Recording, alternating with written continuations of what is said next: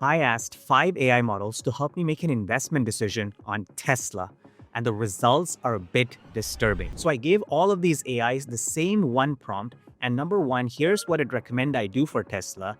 Second, the more disturbing part, and finally, a message from me to you. Claude Opus gave a 41 out of 100 with a low confidence hold.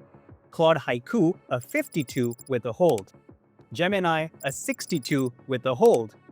ChatGPT with a 74 and a buy, and DeepSeek a 78 and a hold.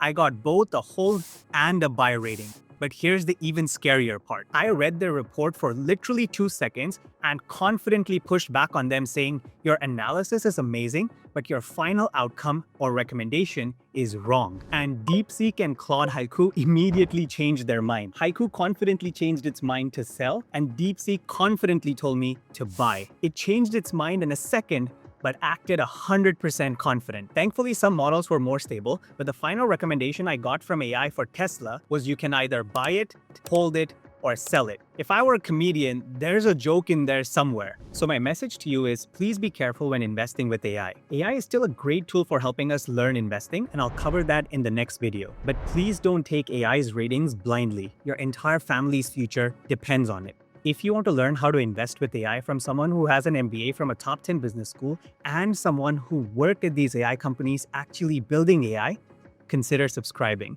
No pressure, unlike other channels. On this channel, I'll help you build real wealth, the kind that lasts generations, the right way, no shortcuts. My wealth building methods will take longer, but will last forever. See you on the next one.